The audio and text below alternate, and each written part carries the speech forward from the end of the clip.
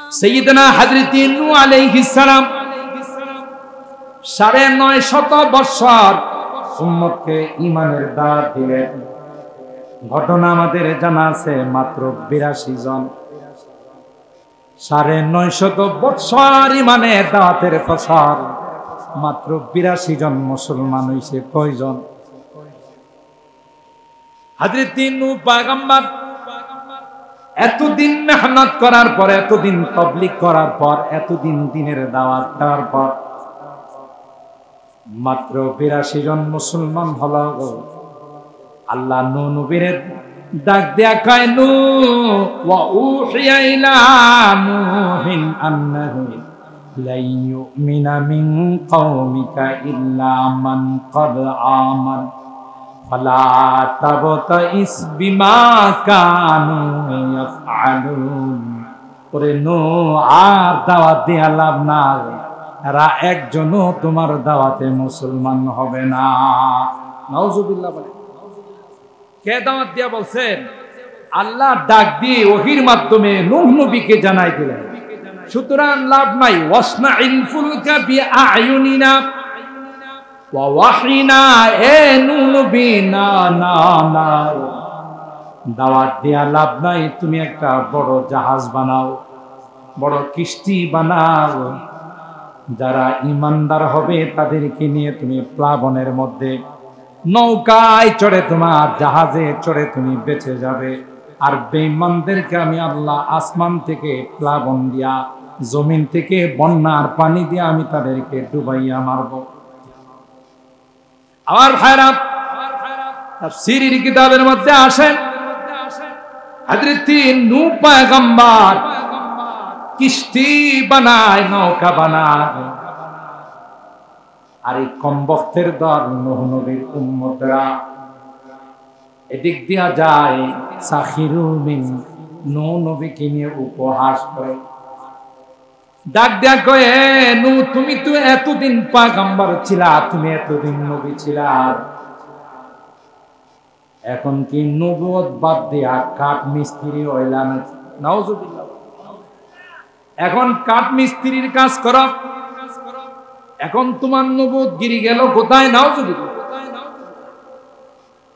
হযরত নূহ আল্লাহর হুকুমে কিস্তি বানায়, জাহাজ বানায়, এরা নূহ নবী কিনিয়া উপহাস করে। আল্লাহ ডাক দিয়া কাজ, নবী আমার, আপনি টেনশন করবেন না, আমি আল্লাহ তাদের উপহাসের দাঁত ভাঙ্গা জবাব দেব।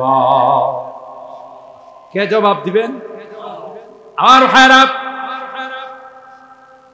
হযরত নূহ পয়গম্বর সব প্রকারের পানিগুলো কি তার কিস্তির মধ্যে উঠাইলেন। পশু পাখি, জীব জন্তু সব তার কিস্তির মধ্যে উঠাইলেন। যারা ঈমানদার ছিলেন তাদেরকেও তিনি উঠাইলেন। আল্লাহ পাক হযরত নূহ নবীকে জানাই দিলেন,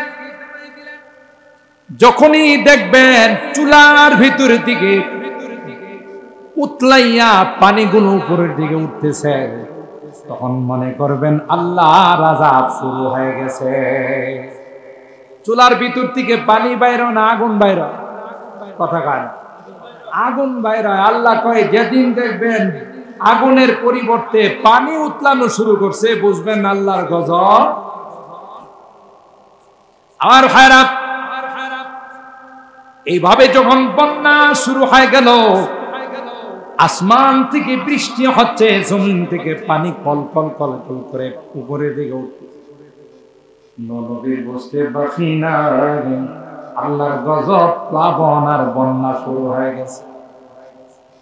সবকে তিনি তার কিস্তির মধ্যে উঠাইলেন। আর যারা বেঈমান, এরা তার কিস্তিতে উঠতে পারে নাই। কোরআনে কারিমে সূরা হুদের মধ্যে আমার আল্লাহ বলেন, হযরত নূহ পয়গম্বরের সন্তান কেনাত, সেও নবীর উপর ঈমান আনে নাই, এবং তার স্ত্রীও নবীর উপর ঈমান আনে নাই। নূহ পয়গম্বরের সামনে তার সন্তান যখন পানির ঢেউয়ে, বন্যার পানিতে যখন হাবুডুবু খায়া মরতে লাগে, হযরত নূহ পয়গম্বর তার সন্তান কেনানকে ডাক দিয়া বলে, ইয়া বুনাইয়া আরকাম মা'আনা ওয়া লা তাকুম মা'আল কাফিরিন। এ কলিজার টুকরা সন্তান, না না না, এখন আর বাঁচার কোনো উপায় নাই। আসরে আমার কিস্তির মধ্যে চলে আসো, নৌকায়। বন্যার পানি থেকে বাঁচার কোনো উপায় নাই। বদনসিব বাবাকে ডাক দেয়া কয়, কালা সাআবি ইলা জাবালি ইয়াসিমুনি মিনাল মা। এই বদনসিব ডাক দেয়া কয়, না নবী, তোমার কিস্তিতে আমি যাব না। পানির মাত্রা যদি আরো বেড়ে যায় তাহলে বড় বড় পাহাড়ের উপর উঠে আমি আমার আত্মরক্ষা করব, তারপরেও তোমার কিস্তির মধ্যে আমি যাব না। হযরত নূহ পয়গম্বর জবাব দিলেন, ক্বালা লা আসিমাল ইয়াওমা মিন আমরিল্লাহি ইল্লা মান রাহিম ওয়া হালা বাইনাহুমাল মাওজু ফাকানা মিনাল মুগরাকিন। বাপ বেটার মধ্যে কথা চলতেছে, এমত অবস্থায় বিশাল আকৃতির এক ঢেউ। যারা কক্সেস বাজার গেছেন, কক্সেস বাজারে সমুদ্রের পারে দাঁড়াইলে যখন ঢেউগুলো আসে মনে হয় ছোটখাটো পাহাড় হয়ে আসছে। বলুন ঠিক ঠিক। মুঝে বেখুদি নে लिए जा रहा हो मोहम्मद मोहम्मद कहीं जा रहा हो बलगल उला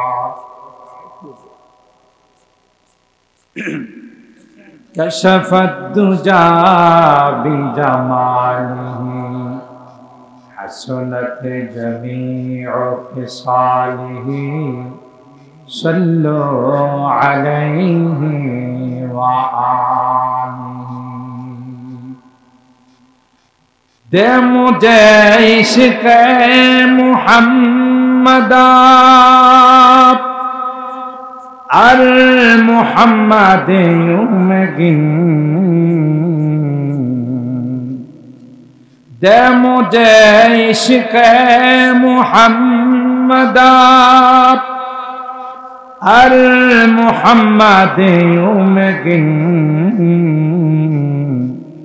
ओ मुहम्मद ही मुहम्मद बिरदो मेरा रात दिन बलगल उला।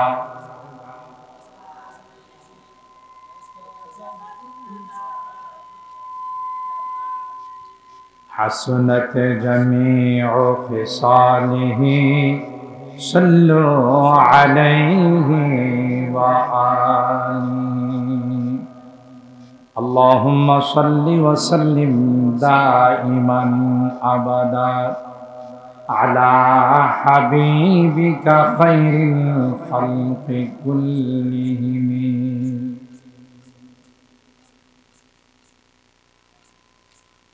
তেলিনগর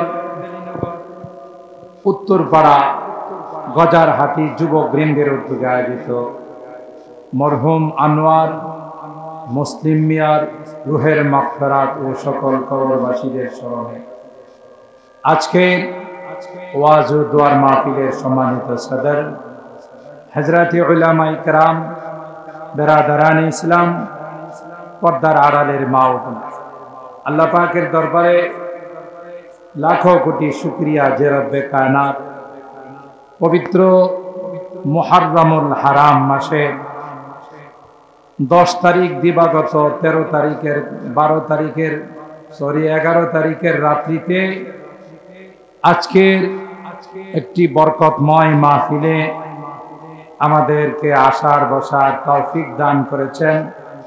এই জন্য অন্তরের অন্তঃস্থল থেকে কালিমাতুশ শুকর আদায় করে জোরে সুরে বলি আলহামদুলিল্লাহ। আর একটু জোরে বলি আলহামদুলিল্লাহ। মোহতারাম হাজিরিন, আমার পূর্বে অত্যন্ত তাৎপর্যপূর্ণ আলোচনা করে থাকেন সুমধুর কণ্ঠের অধিকারী হযরতুল আল্লামা আজিজুল ইসলাম জালালী সাহেব দামাত বারাকাতুহুম। কারবালার ইতিহাস নিয়ে তিনি আলোচনা শুরু করেছিলেন। সময়ের স্বল্পতার কারণে তিনি তার আলোচনার ইতি টেনেছেন। আমি আপনাদের খিদমতে কোরআনুল কারীমের ৪র্থ নাম্বার পারা থেকে 2খানা আয়াত তিলাওয়াত করেছি। সরকারে দু আলম মাহবুবে কিবরিয়া সৈয়দুল কাউনাইন সৈয়দুল সাকালাইন হযরতে মুহাম্মদুর রাসূলুল্লাহ সাল্লাল্লাহু আলাইহি ওয়াসাল্লামের অসংখ্য হাদিস থেকে ছোট্ট একখানা হাদিস পাঠ করেছি। যেহেতু আজকের মাহফিল অত্র পাড়ার যুবকদের উদ্যোগে মুরব্বীদের রুহের মাগফিরাত কামনায়, তাই আলোচনা আমাদের কাউসার আহমদ হাসানী সাহেব জালালী সাহেব করেছেন। এই প্রচন্ড গরমের মধ্যে খুব লম্বা আলোচনা করে আপনাদের কষ্ট দেব না, তবে বিনয়ের সাথে অনুরোধ করব, যেহেতু কষ্ট করে আমরা অনেকক্ষণ সময় এখানে বসেছি, আরেকটু কষ্ট করে আখিরি মোনাজাত করে যাব ইনশা। বলেন সকলে ইনশা। আল্লাহ পাক আমাদেরকে মোনাজাত করে যাওয়ার তৌফিক দান করুন। সকলে বলুন আল্লাহুম্মা আমিন। মুহতারাম হাজিরিন, কারবালা দিবস দিয়ে আশুরার মূল্যায়ন নয়। বিষয়টাকে খুব খেয়াল করে শুনবেন। আমরা যখন ছোট ছিলাম, আপনারা যখন ছোট ছিলেন, আমরা আশুরার দিবস আসলে আমরা মনে করতাম জারি গাওয়া, হায় হাসান হাই হুসাইন বলা, এটাই মনে হয় আশুরা। ঠিক কিনা বলেন? একটা সময় কিন্তু আমাদের অজানার কারণে, ইতিহাস সম্পর্কে আমাদের অভিজ্ঞতা না থাকার কারণে আমরা মনে করতাম আশুরা মানি হলো কারবালা। কারবালার ঘটনা ঘটেছে 61 হিজরি, আর আশুরার দিনের তাৎপর্য যেদিন থেকে আল্লাহ আসমান আর জমিন সৃষ্টি করেছেন সেদিন থেকে। তাহলে দুইটার মধ্যে বেশ কম আছে না নাই? সূরা আত-তাওবা 36 নম্বর আয়াতে আল্লাহ তাআলা বলেন, ইন্না ইদ্দাতাশ শুহুরি ইনদাল্লাহি 12 শাহরান ফি কিতাবিল্লাহ ইয়াওমা খালাকাস সামাওয়াতি ওয়াল আরদ মিনহা আরবাতুন হুরুম। আল্লাহ বলেন, যেদিন থেকে আসমান আর জমিন সৃষ্টি করেছি সেদিন থেকে 12 মাসকেও বানাইছি। 12 মাসের মধ্যে তাৎপর্যপূর্ণ গুরুত্বপূর্ণ মাস হলো 4টি। কয়টি? এই 4টি মাস হলো যুলকাদ, যুলহাজ, মুহররম। কয় মাস হলো এখানে? 3 মাস। যুলকাদ, যুলহাজ, মুহররম। আরবিতে বলে যুলকাদা, যুলহাজ্জা, মুহররম, রজব। কয় মাস হলো? 4 মাস। এই 4টি মাসকে জাহিলিয়তের যুগে কাফের মুশরিকরা, বেঈমানরাও অত্যন্ত তাজিম করত। সুবহানাল্লাহ। কোন রকমের মারামারি, কাটাকাটি, হানাহানি, রক্তপাত কোনো কিছুই তারা করত না। ঠিক কিনা বলেন? এদিকে থাকেন, এদিকে থাকেন। কোনো কিছুতেই তারা জড়িত হতো না। ঠিক কিনা বলেন? যারা বেঈমান, কাফের, মুশরিক যারা, এরাও এই মাসগুলোতে কি করত? সম্মান। ঠিক কিনা? এর মধ্যে মুহররম মাস আছে না নাই? যেটা বলুন, আফজালুস সিয়ামি বাদা রমাদানা শাহরুল্লাহিল মুহররম। শুধু তাই নয়, আল্লাহর হাবিব বলেন, রমজানের পরে সবচাইতে গুরুত্বপূর্ণ রোজা হলো মুহররমের রোজা। মুহররম মাসের রোজা আল্লাহর হাবিব বলেন রমজান মাসের পরেই এই রোজার গুরুত্ব সবচেয়ে বেশি। সুবহানাল্লাহ। বিশেষ করে আজকের যে দিনটা গেছে 10 তারিখের রোজা, আশুরার রোজা, আল্লাহর হাবিব বলেন সিয়ামু ইয়াউমি আশুরা আহতাসিবু আলাল্লাহি আইয়ুকাফিরাস সানাতাল্লাতী ক্বাবলাহু ওয়াস সানাতাল্লাতী বাদা। আল্লাহর হাবিব বলেন মুহররমের 10 তারিখে রোজা যারা রাখবে, নবী আমার কয় আল্লাহ পাক রব্বুল আলামিন তার অতীতের 1 বছরের গুনাহ আল্লাহ মাফ করে দিবে। একটা রোজায় কয় বছরের গুনাহ মাফ হয়? সুবহানাল্লাহ। কয় বছরে? 1 বছরে। লাভ না লস? জোরে কম। আপনারা যে এখানে বসে আছেন দোয়ার জন্য, লাভ না লস? কাদের রুহে দোয়া যাবে? আপনার বাবা, আপনার মা, আপনার দাদা, এই পাড়ার যত মুরব্বীরা আছে, গোটা আদম সন্তান যারা কবরে শুয়ে আছে তাদের রুহে দোয়া যাবে। একদিন আমরাও থাকবো না, আমাদের সন্তানরা আমাদের রুহে দোয়া পাবে। ঠিক কিনা বলেন? তাইলে অনেক বড় লাভ এই একদিনের রোজা রাখা। রাসূল আকরাম সাল্লাল্লাহু তাআলা আলাইহি ওয়াসাল্লাম হিজরত করে যখন মদিনায় গেলেন, কোথায়? মদিনায় যখন আল্লাহর হাবিব হিজরত করে গেলেন, গিয়ে দেখে মদিনার ইহুদিরা মুহররমের 10 তারিখে রোজা রাখে। কয় তারিখে? জিজ্ঞাসা করলো লা ইলাহা ইল্লাল্লাহ, লা ইলাহা ইল্লাল্লাহ, লা ইলাহা, লা ইলাহা ইল্লাল্লাহ মুহাম্মাদুর রাসূলুল্লাহ সাল্লাল্লাহু আলাইহি ওয়াসাল্লাম। কি বলতেছিলাম? আল্লাহর নবী সাল্লাল্লাহু আলাইহি ওয়াসাল্লাম মদিনাতে গিয়ে দেখে কারা রোজা রাখে? ইহুদি। মুহররমের 10 তারিখে ইহুদিরা রোজা রাখে। তাদের কি জিজ্ঞাসা করলেন তোমরা এই দিনে কেন রোজা রাখো? ইহুদিরা জবাব দিলে কেন আপনি জানেন না? এই দিনেই আল্লাহ পাক আমাদের বংশধর বনি ইসরাইলকে মুসা নবী সহ লোহিত সাগর পার করে দিয়েছিলেন। সুবহানাল্লাহ। আমরা সেই নিয়ামতের শুকরিয়া হিসাবে এই দিনটা রোজা রেখে অতিক্রম করি। সুবহানাল্লাহ।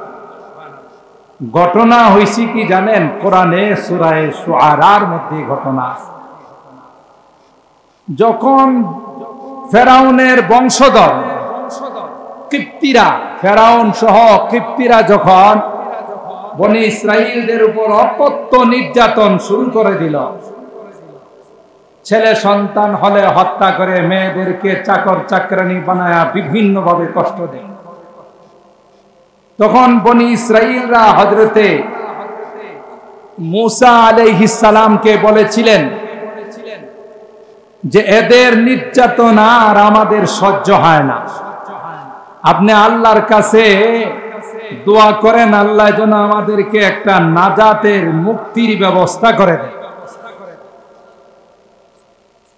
আল্লাহর নবী হযরতি মুসা কালিমুল্লাহ যখন দোয়া করলেন, আল্লাহ তাআলা ওহীর মাধ্যমে মুসা আলাইহিস সালামকে জানাই দিলেন গভীর রজনীতে, অন্ধকার রাত্রিতে বনি ইসরাইলদেরকে নিয়ে আপনি এলাকা ছেড়ে চলে যান, এলাকাতে আপনি থাকবেন না।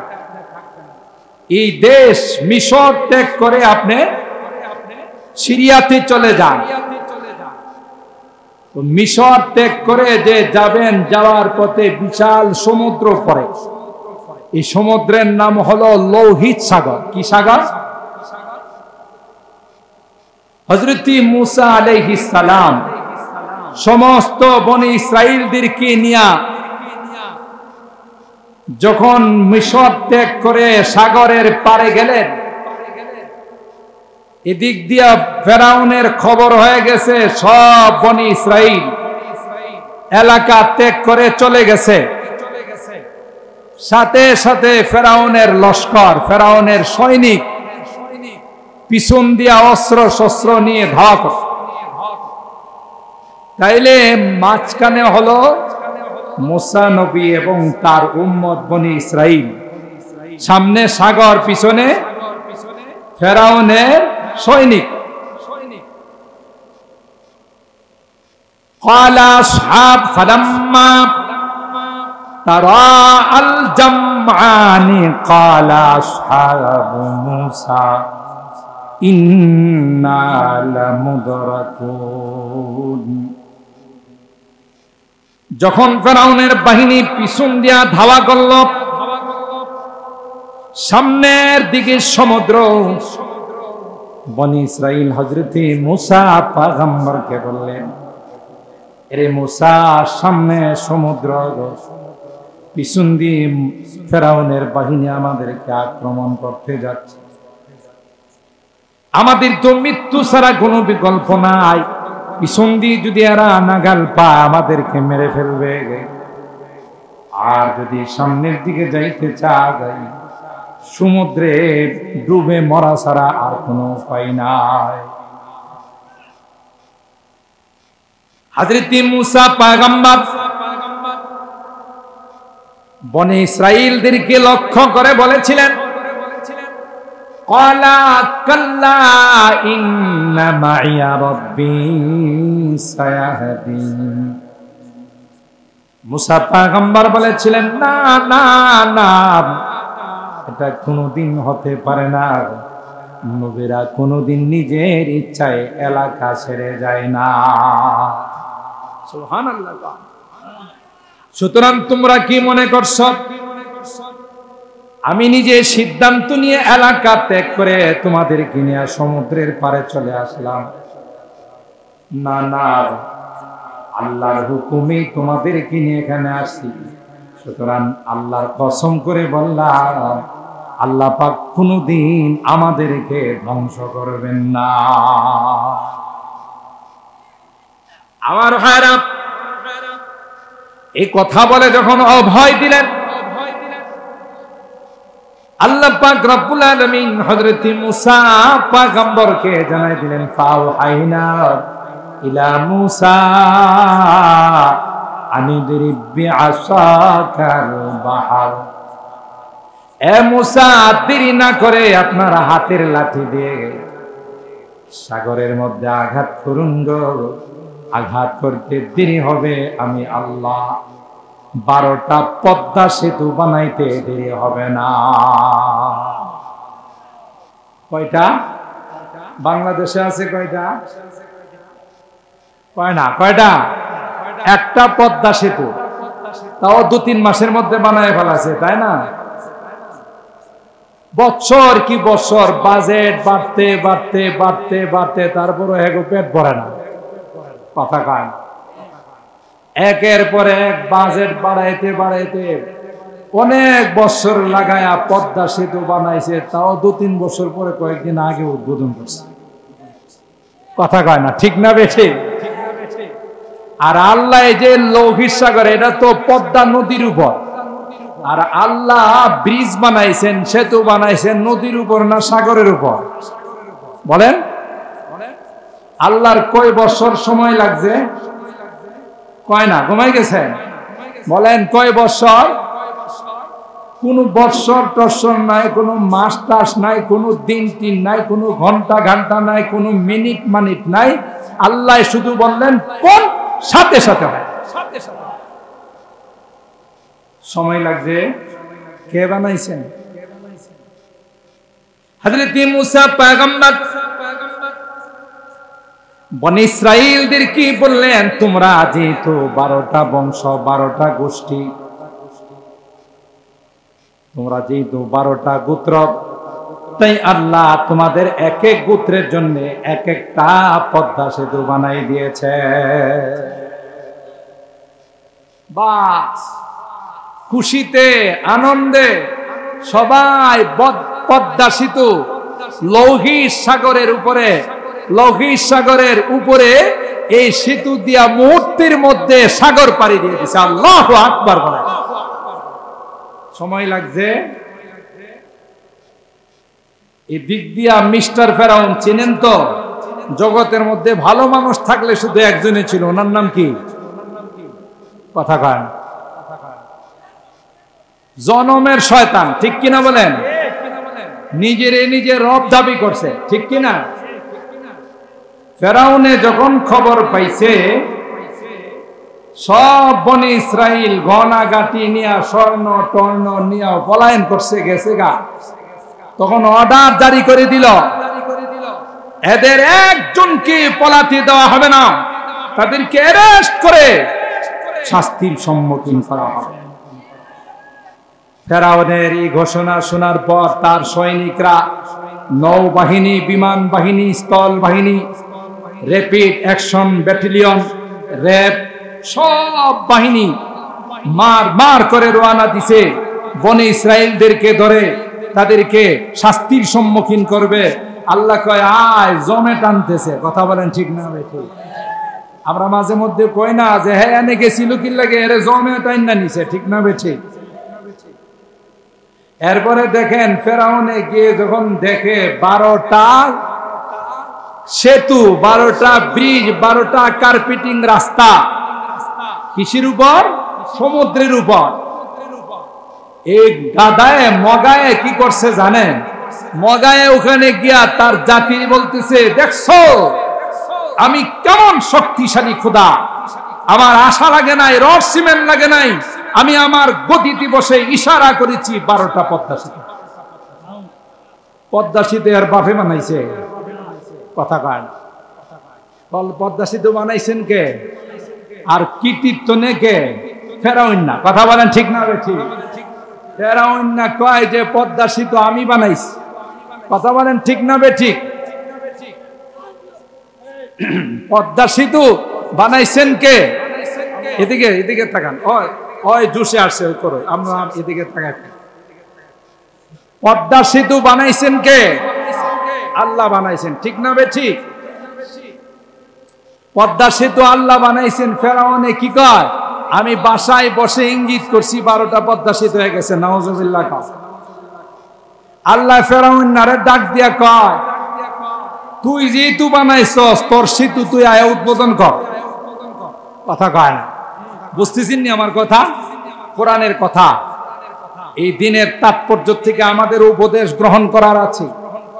অহংকারীদেরকে আল্লাহ ভালোবাসে না। কথা বলেন ঠিক না বেঠিক? আজ নয় কাল সুযোগ দেন, কিন্তু যখন টান দিয়া ধরেন তখন আর কেউ বাঁচায়, ঠিক না বেঠিক? আবু জাহেল বাঁচতে পারছে, আবু লাহাব, উতবা, সাইবা, নমরুদ, ফেরাউন, কারুন, হামান, সাদ্দাত পারছে? কেউ পারে না। ধরেন যখন ছাড়েন না। আল্লাহ কয় ঠিক আছে, তোর জন্যই তো রাখছি তোর বানানো সেতু, ঠিক আছে তুই আয়।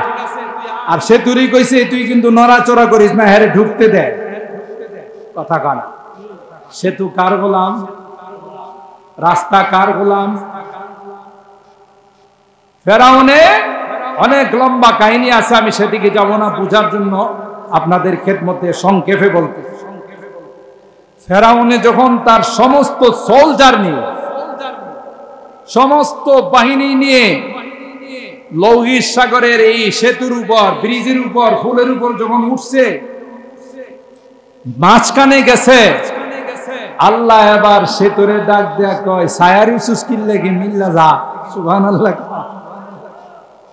সেতু কি ফেরাউনের গোলাম না আল্লাহর গোলাম?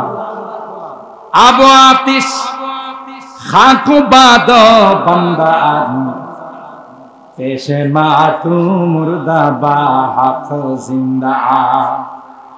আল্লামা রুমি রহমাতুল্লাহি আলাইহি বলেন, তুমি জানো না পৃথিবীর সবকিছু কার গোলাম?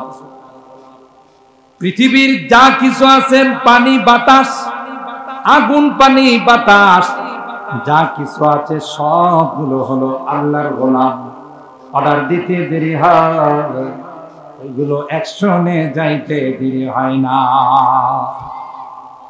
আর ভাইরা তাফসীরের কিতাবের মধ্যে আসে, ফেরাউন যখন তার বাহিনী নিয়ে সৈনিকদেরকে নিয়ে মাছ সাগরে চলে গেল, সাথে সাথে ধমাধম ওই সেতুগুলো ভেঙ্গে, কার্পেটিং রাস্তাগুলো ভেঙ্গে সমুদ্রের সঙ্গে মিলে গেল। সুবহানাল্লাহ। এখন ফেরাউন সহ তার বাহিনী কেউ পানির উপরে নাই,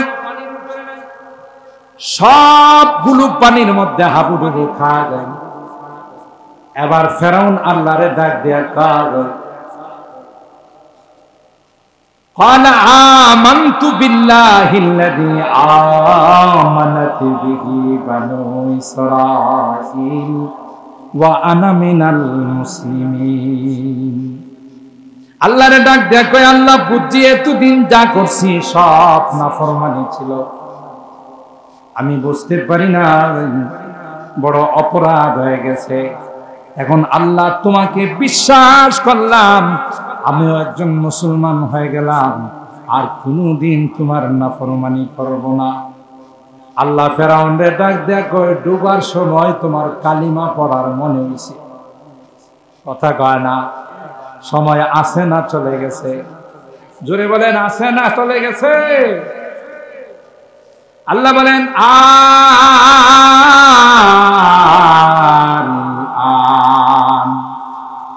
وقد عصيت قبل وكنت من المفسدين।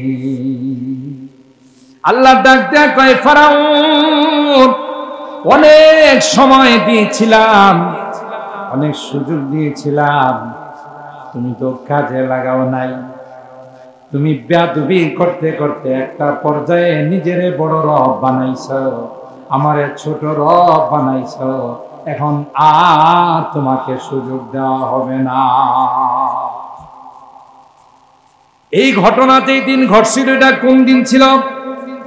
কথা কয় না। মুহররম মাসের 10 তারিখ। সুবহানাল্লাহ।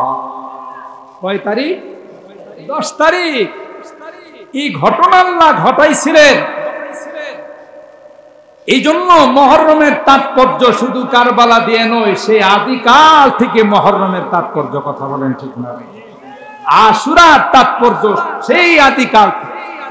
সাইয়্যিদনা হযরত নূহ আলাইহিস সালাম ৯৫০ বছর উম্মতকে ঈমানের দাওয়াত দিলেন।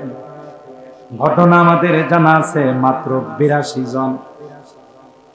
৯৫০ বছর ঈমানের দাওয়াতের ফসল, মাত্র ৮২ জন মুসলমান হইছে। কয়জন?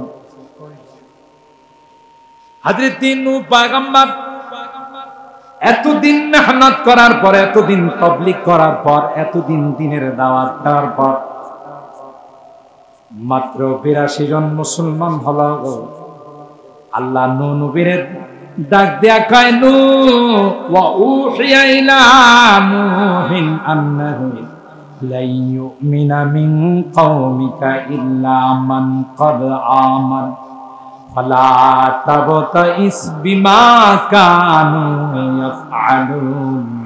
ওরে নূহ, আর দাওয়াত দিয়া লাভ নাই, এরা একজনও তোমার দাওয়াতে মুসলমান হবে না। নাউজুবিল্লাহ বলে। কে দাওয়াত দিয়া বলছেন? আল্লাহ ডাক দিয়ে ওহীর মাধ্যমে নূহ নবীকে জানাই দিলেন। সুতরাং লাভ নাই। ওয়াসনাইল ফুলকা বিআয়ুনিনা ওয়া ওয়াহিনা। এ নূহ নবী, না না না, দাওয়াত দিয়া লাভ নাই। তুমি একটা বড় জাহাজ বানাও, বড় কিস্তি বানাও, যারা ইমানদার হবে তাদেরকে নিয়ে তুমি প্লাবনের মধ্যে নৌকায় চড়ে, তোমার জাহাজে চড়ে তুমি বেঁচে যাবে। আর বেঈমানদেরকে আমি আল্লাহ আসমান থেকে প্লাবন দিয়া, জমিন থেকে বন্যার পানি দিয়ে আমি তাদেরকে ডুবাইয়া মারব। আমার ভাইরা, তাফসীরের কিতাবের মধ্যে আসেন, হযরত নূহ পয়গম্বর কিস্তি বানায়, নৌকা বানায়। আর এই কমবখতের দল নূহ নবীর উম্মতরা এদিক দিয়া যায় সাখিরু মিন, নূহ নবীকে নিয়ে উপহাস করে। ডাক দেয়া কয়ে, নূহ তুমি তো এতদিন পয়গম্বর ছিলা, তুমি এতদিন নবী ছিলা, এখন কি নবুয়ত বাদ দিয়া কাঠ মিস্ত্রি হইলা? নাউজুবিল্লাহ। এখন কাঠ মিস্ত্রির কাজ করো, এখন তোমার নবুয়ত গিরি গেল কোথায়? নাউজুবিল্লাহ। হযরত নূহ আল্লাহর হুকুমে কিস্তি বানায়, জাহাজ বানায়, এরা নূহ নবীকে নিয়ে উপহাস করে। আল্লাহ ডাক দিয়া কয়, নবী আমার, আপনি টেনশন করবেন না, আমি আল্লাহ তাদের উপহাসের দাঁত ভাঙ্গা জবাব দেব। কে জবাব দিবেন? আর ভাইরা, হযরত নূহ পয়গম্বর সব প্রকারের পানিগুলো কি তার কিস্তির মধ্যে উঠাইলেন। পশু পাখি জীব জন্তু সব তার কিস্তির মধ্যে উঠাইলেন। যারা ঈমানদার ছিলেন তাদেরকেও তিনি উঠাইলেন। আল্লাহ পাক হযরত নূহ নবীকে জানাই দিলেন, যখনই দেখবেন চুলার ভিতর দিকে উতলাইয়া পানিগুলো উপরের দিকে উঠতেছে, তখন মনে করবেন আল্লাহর আযাব শুরু হয়ে গেছে। চুলার ভিতর থেকে পানি বাইর না আগুন বাইর? কথা কয় আগুন বাইর। আল্লাহ কয়, যেদিন দেখবেন আগুনের পরিবর্তে পানি উতলানো শুরু করছে, বুঝবেন আল্লাহর গজব। আর ভাইরা, এইভাবে যখন বন্যা শুরু হয়ে গেল, আসমান থেকে বৃষ্টি হচ্ছে, জমিন থেকে পানি কল কল কল কল করে উপরের দিকে উঠছে। নবী বুঝতে বাকি না, আল্লাহর গজব, প্লাবন আর বন্যা শুরু হয়ে গেছে। সবকে তিনি তার কিস্তির মধ্যে উঠাইলেন। আর যারা বেঈমান, এরা তার কিস্তিতে উঠতে পারে নাই। কোরআনে কারিমে সূরা হুদের মধ্যে আমার আল্লাহ বলেন, হযরত নূহ পয়গম্বরের সন্তান কেনাত, সেও নবীর উপর ঈমান আনে নাই, এবং তার স্ত্রীও নবীর উপর ঈমান আনে নাই। নূহ পয়গম্বরের সামনে তার সন্তান যখন পানির ঢেউয়ে বন্যার পানিতে যখন হাবুডুবু খায়া মরতে লাগে, হযরত নূহ পয়গম্বর তার সন্তান কেনাআনকে ডাক দিয়া বলে, ইয়া বুনাইয়া আরকাম মা'ানা ওয়া লা তাকুম মা'আল কাফিরিন। এ কলিজার টুকরা সন্তান, না না না, এখন আর বাঁচার কোনো উপায় নাই, আসো রে আমার কিস্তির মধ্যে চলে আসো, নৌকায়। বন্যার পানি থেকে বাঁচার কোনো উপায় নাই। বদনসিব বাবাকে ডাক দেয়া কয়, কালা সাআবি ইলা জাবালি ইয়াসিমুনি মিনাল মা। এই বদনসিব ডাক দেয়া কয়, না নবী, তোমার কিস্তিতে আমি যাব না। পানির মাত্রা যদি আরো বেড়ে যায়, তাহলে বড় বড় পাহাড়ের উপর উঠে আমি আমার আত্মরক্ষা করব, তারপরেও তোমার কিস্তির মধ্যে আমি যাব না। হযরত নূহ পয়গম্বর জবাব দিলেন, ক্বালা লা আসিমাল ইয়াওমা মিন আমরিল্লাহি ইল্লা মান রাহিম ওয়া হালা বাইনাহুমাল মাওজু ফাকানা মিনাল মুগরাকিন। বাপ বেটার মধ্যে কথা চলতেছে, এমত অবস্থায় বিশাল আকৃতির এক ঢেউ। যারা কক্সেস বাজার গেছেন, কক্সেস বাজারে সমুদ্রের পাড়ে দাঁড়াইলে যখন ঢেউগুলো আসে, মনে হয় ছোটখাটো পাহাড় হয়ে আসছে। বলুন ঠিক ঠিক, বিশাল আকৃতির ঢেউ।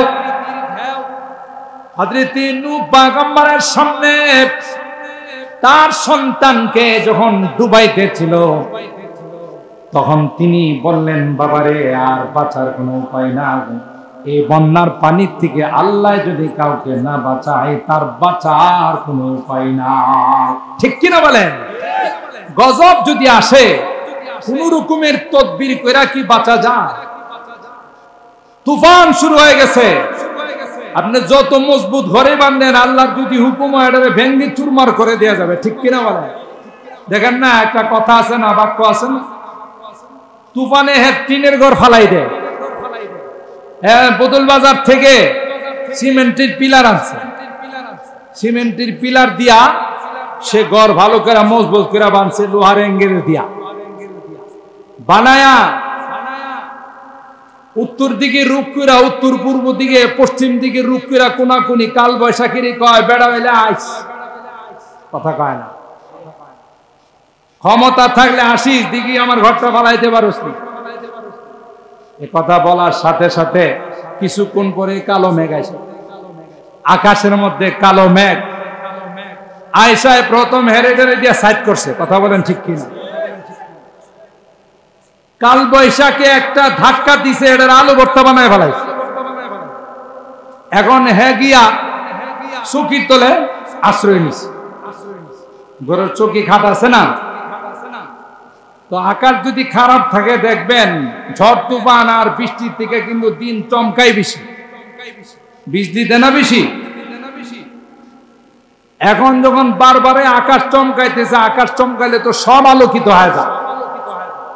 ওই বেটা তার বউরে ডাক দিয়া কয়, ঘরটা তো ফালাইছে, লাইট টিপ দিয়া দেখে আমি কই, কথা কয় না। ঘরটা এত কষ্ট করে বানলাম, কাল বৈশাখীর বাচ্চা আমার ঘরটা তো ফালাইছে, আমারে তালাশ করে আমারে ধরব, নাইলে হ্যাঁ লাইট টিপি কিনলে কি, কথা কয় না। লাইট টিপ দিয়ে দেখে আমি কই, তাহলে বুঝা গেল আল্লাহর সৈনিকের সাথে কেউ মোকাবেলা করতে, কথা বলেন, পারবে? ক্বালা আসিমাল ইয়াওমা মিন আমরিল্লাহি ইল্লা মান রাহিম। পয়গম্বর সন্তানকে ডাক দিয়া কয়, বাবা আল্লাহর গজব শুরু হয়েছে, এই গজব থেকে আল্লাহ না বাঁচাইলে কেউ বাঁচতে পারবে না। ঠিক কিনা বলেন? বাবার সামনে সন্তানকে ডুবিয়ে মেরে ফেলল। ওই যে স্টিমার আর কিস্তি নু পয়গম্বর বানায়া বন্যার পানির মধ্যে চলতে লাগলো। ওই স্টিমারের কোনো ইঞ্জিন ছিল না, কোন রকমের কোনো তেল মোবিল ছিল না, কোন নৌকা মাঝি ছিল না। আল্লাহর হুকুমে স্টিমার পানির উপর চলা শুরু করছে। একদিন দুই দিন নয়, 6 মাস পর্যন্ত পানির উপরে চলতে চলতে ইরাকের একটা পাহাড় আছে, যে পাহাড়ের নাম জুদি পাহাড়, ওই জুদি পাহাড়ের মধ্যে গিয়া ঘাট বেরাইছে। কোন পাহাড়? ওয়াস্তাওয়াত আলাল জুদি। কোরআনে আল্লাহ বলেন, যেই দিনে জুদি পাহাড়ে গিয়ে স্টিমারটা লাগছিল, ওই দিনটাও ছিল মুহররম মাসের 10 হুজুরে সুবহানাল্লাহ। যাই হোক, রাত হয়ে গেছে 12:15। আমি 12টার উপরে নেওয়ার নিয়ত নাই। যে উদ্দেশ্যে আমি 2টা ঘটনা বললাম, আপনাদেরকে শুধু এইটুকুন বুঝানোর জন্য যে আশুরার সম্পর্ক 61 হিজরি শুধু কারবালা থেকে নয়, পৃথিবীর শুরু থেকে নিয়ে অনেক অনেক বড় বড় ঘটনা আল্লাহ ঘটাইছেন এই আশুরার মুহররম মাসের 10 তারিখে। কথা বলেন ঠিক? এই মুহররম মাসের 10 তারিখ আমাদেরকে যে বার্তা দিয়ে যাচ্ছে, হ্যাঁ, সাইয়েদনা হযরতে হুসাইন রাদিয়াল্লাহু তাআলা আনহুর শাহাদাত আমরা আল্লাহর নবীর উম্মত হিসেবে আমাদের দিলে অনেক দাগ কাটে। কথা বলেন ঠিক কিনা? নবীর কলিজার টুকরা দৌহিত্র হযরতে হুসাইনকে যারা শহীদ করেছে, আমরা তাদেরকে ধিক্কার জানাই। কথা বলেন ঠিক না বেঠিক? কিন্তু কিন্তু কারবালা ঘটনা দিয়ে আশুরা না।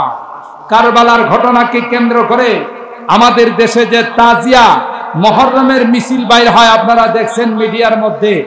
আমাদের মিরপুরে, মোহাম্মদপুরে এই যারা বিহারি আছে, শিয়া সম্প্রদায় আছে, এরা তাজিয়া বের করে, এরকম মিছিল বের করে, নিঃসন্দেহে এটা বেঈমানদের কাজ। কথা বলেন ঠিক না?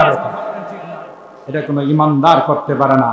বেঈমান হিন্দু মুশরিক যারা, এরা তাজিয়া বের করে, মিছিল করে, এরা রথ যাত্রা করে, কিন্তু মুসলমান কোনদিন হুসাইন রাদিয়াল্লাহু তাআলা আনহুর লাশ নিয়ে, তার তাজিয়া নিয়ে মুসলমান কোনদিন এই শোক যাত্রা পালন করতে পারে না। কথা বলেন ঠিক না?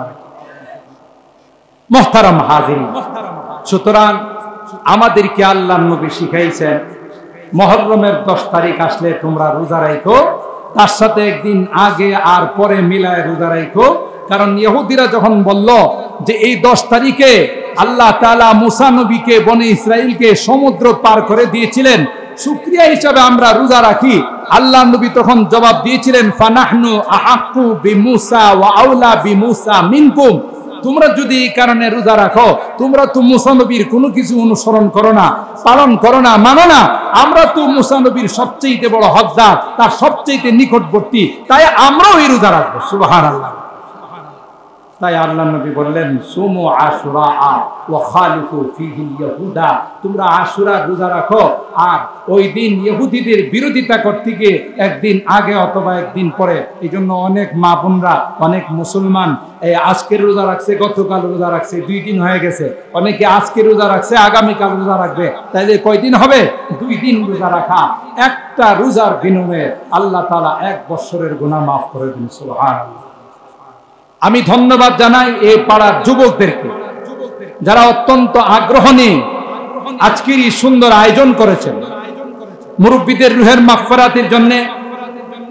কারণ আজকে আমি যুবক হয়েছি, আমি আজকে বাড়ির মালিক হয়েছি, আমি জমিনের মালিক হয়েছি, আমি দোকানের মালিক হয়েছি আমার বাপ দাদাদের কারণে। কথা বলেন ঠিক না? এরা যদি আমার জন্য এই বাসা বাড়ি, বাড়ি ঘর, জমিন জমা আমাদের জন্য না রাখতো, তাহলে আমরা এগুলো পাইতাম না। তাই তাদেরকে তাদের নেক সন্তান হিসাবে আমাদের উচিত তাদেরকে দুয়ার মাধ্যমে স্মরণ করা। ঠিক না ঠিক? সুতরাং আজকে এখানে এই বরকতময় দিন, বিশেষ করে মাওলানা মুশাররফ বিভিন্ন মাহফিলের জন্য যুবকদের সাথে অত্যন্ত অক্লান্ত পরিশ্রম করে। আমাকে আগে বলেছিল, আমি আসলে ক্লাসের যেহেতু গুরুত্ব থাকে বেশি আমার ছাত্রদের পড়ার, এই জন্য আমি বলছিলাম যে আমি তো আসতে পারবো না। তো আজকে ওই যে সিরাজনগর আমাদের নানা এবং মামা, এদের রুহের মাগফিরাত কামনায় মসজিদের ভিতরে এরা দোয়ার আয়োজন করছে, যেহেতু তাদেরই সন্তান, সেই হিসাবে আমি মনে করলাম না আসাটা আমার জন্য ঠিক হবে না। এই জন্য আমি ওখানে আসার পর মুশাররফ বারবার ফোন দিতেছিল যে আমাদের এখানে আপনি আখিরি মোনাজাত করে যান, যুবকদের তাকাজা এবং মুরব্বীরাও চাচ্ছে। তাই আপনাদের দোয়া নেওয়ার জন্য, আপনাদের সাথে শরীক হওয়ার জন্য আজকের এই মাহফিলে আমি উপস্থিত হয়েছি। আল্লাহ তাআলা আমাকে উপস্থিত করে দিয়েছেন, এবং আপনারাও এই প্রচন্ড গরমকে উপেক্ষা করে দীর্ঘক্ষণ পর্যন্ত অত্যন্ত ধৈর্য সহ বসে যে বয়ান শুনছেন, আল্লাহ তাআলা এই মাহফিলকে, আপনাদের এই বসাকে কবুল করুন। আমিন বলুন। আল্লাহ তাআলা এই মাহফিলকে আমাদের জন্য নাজাতের ওসিলা বানিয়ে দিন। যে যুবকরা আজকের এই আয়োজন করেছেন, যে মুরব্বীদের রুহের মাগফিরাতের জন্য, আল্লাহ আমার এই যুবকদের জানে মালে কামাই রুজি রোজগারে বরকত নসিব করুন। আমিন বলুন। আর মুরব্বীদের রুহের মধ্যে আল্লাহ তাআলা যত আলোচনা, যত তিলাওয়াত, যত রকমের নেক আমল হয়েছে, সবগুলো তাদের রুহের মধ্যে আল্লাহ তাআলা পৌঁছে দেন। বলুন আমিন। রব্বির হামহুমা কামা রব্বায়ানি সগীরা, রব্বির হামহুমা কামা রব্বায়ানি সগীরা। রব্বুল আলামিন, আল্লাহ পবিত্র মুহররমুল হারাম মাসের আজকে রজনীতে আল্লাহ দীর্ঘক্ষণ পর্যন্ত বসে কোরআনের আলোচনা শোনার পর আমরা কিছু সংখ্যক গুনাহগার বান্দা তোমার শাহী দরবারে হাত উঠাই। আল্লাহ মেহেরবানি করে আমাদের জিন্দেগীর সকল গুনাহগুলো মাফ করে। ইয়া রাব্বাল আলামিন, আল্লাহ তুমি তাকাইয়া দেখো বুড়া বাবারা, আমার কলিজা টুকরা যুবকরা, পর্দার আড়ালের মা বোনেরা প্রচন্ড গরমকে উপেক্ষা করে আল্লাহ কোরআনের আলোচনা শোনার জন্য, দ্বীনের মহব্বত নিয়ে, তোমার হাবিবে পাকের ভালোবাসা নিয়ে আল্লাহ গভীর রজনীতে ভিক্ষুকের মতো তোমার দরবারে হাত উঠাই। মালিক, ভিক্ষুককে যদি মালিক ভিক্ষা না দেয়, বারবার তার কাছে ভিক্ষা চায়, একজনের কাছে ভিক্ষা না পাইলে আরেকজনের কাছে যায়। তুমি যদি আমাদেরকে ফেরত দাও, তোমার দরবার থেকে যদি মাহরুম হয়ে যায়, কার কাছে যাব? কে গো আমাদেরকে মাফ করো?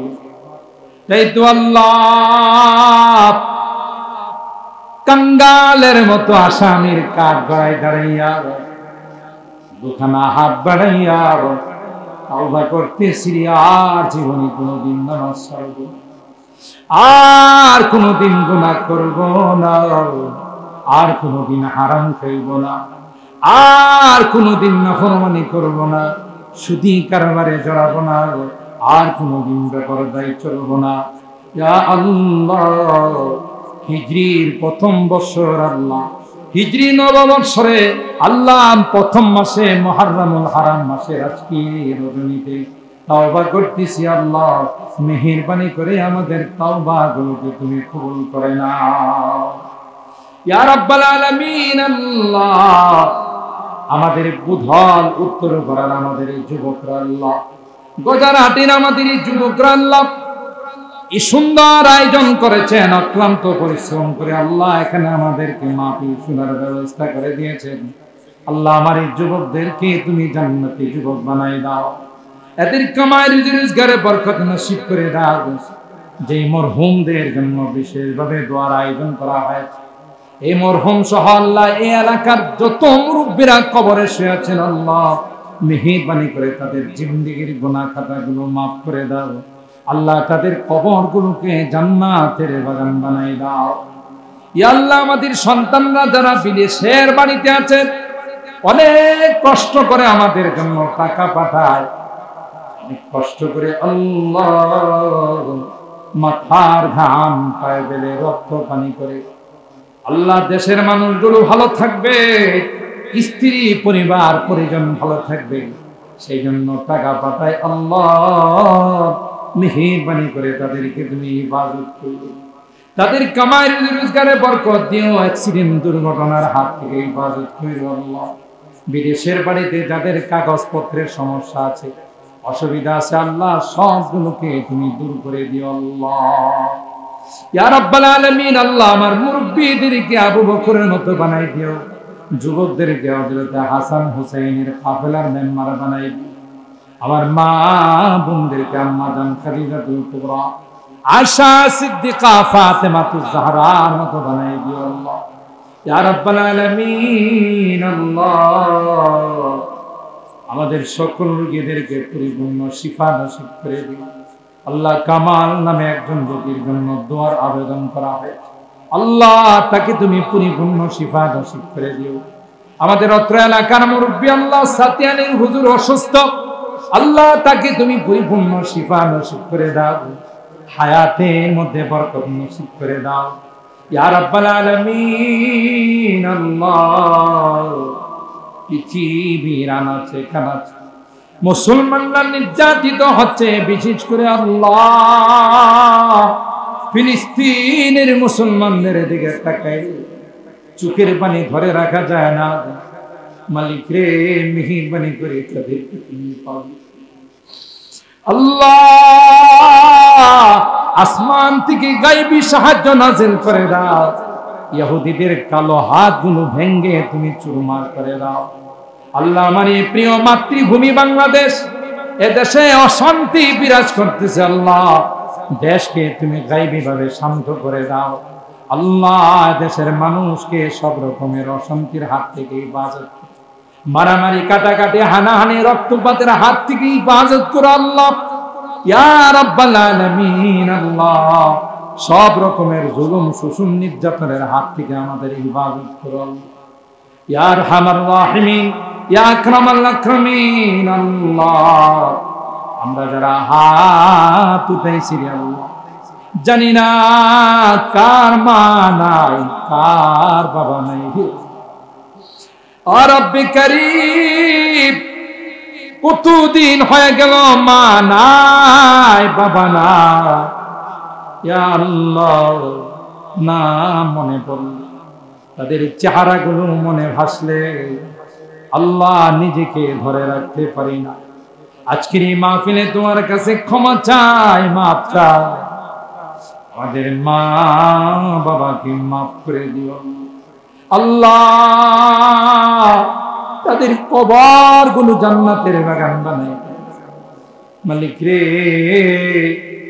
এই এলাকার যত মুরব্বীরা কবরে শুয়ে আছেন আল্লাহ তাদেরকে জান্নাতের মেহমান বানাই দিও।